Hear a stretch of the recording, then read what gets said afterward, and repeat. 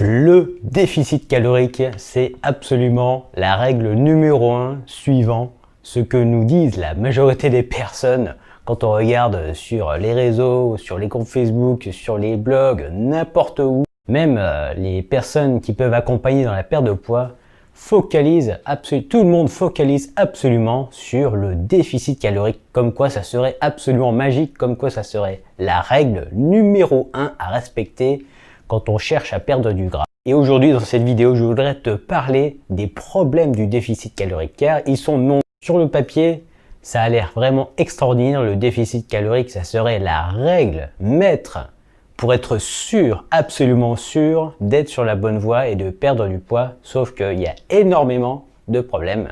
Je vais t'en citer au moins 4 que j'ai notés. Il y en a d'autres encore. Le premier problème du déficit calorique, c'est la consommation d'énergie en fait.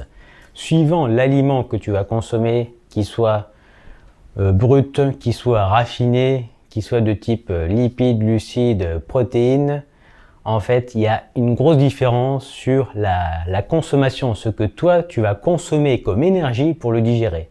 À calories égales, suivant le produit, s'il est brut, raffiné, protéines, lipides, glucides, diffère quand même beaucoup, jusqu'à 30% à peu près.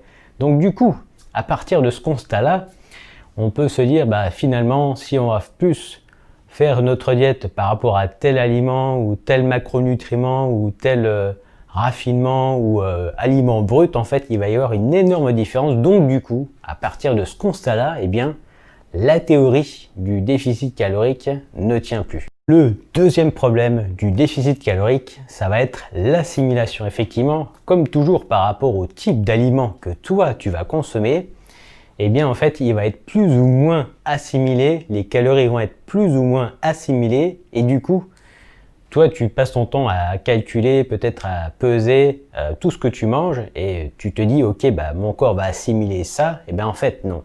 Il y a encore une grosse différence entre le choix de l'aliment, donc qui va permettre de plus ou moins vérifier, ça va être plus ou moins fiable, ce que tu vas manger, calculer et peser et au total calorique à la fin de la journée va être plus ou moins vrai.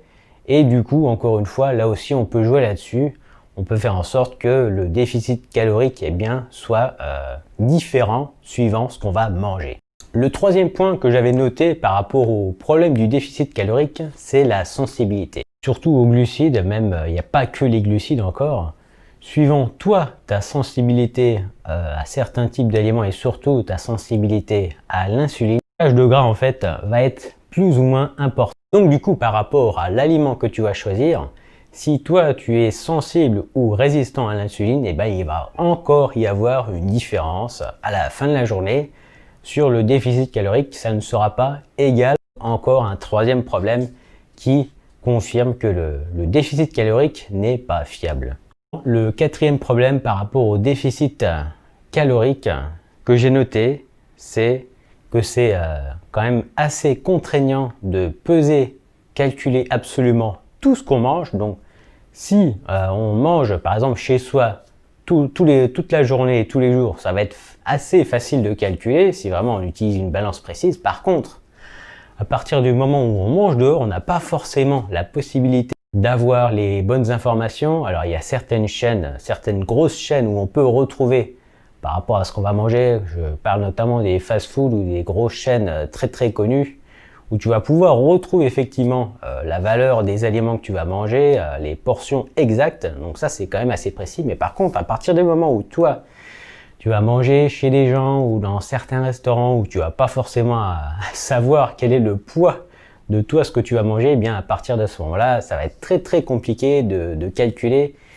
et ça va être plutôt à l'œil et parfois on peut se tromper. Parfois on n'est pas même conscient de ce qu'il y a dans l'assiette, de qu'est-ce qu'ils ont rajouté, est-ce qu'ils ont rajouté telle sauce, telle huile, tel aromate ou autre, donc ça devient vraiment compliqué. Voilà pourquoi pour moi en fait le déficit calorique est une mauvaise idée, n'est pas fiable, n'est pas 100% fiable. À la base on pourrait se dire ok c'est génial, on va pouvoir calculer exactement tout ce qu'on mange, on va pouvoir s'assurer exactement de perdre du gras puisqu'on va avoir un déficit calorique moindre, mais par rapport à ces différentes raisons-là, effectivement, ça va être plus ou moins vrai.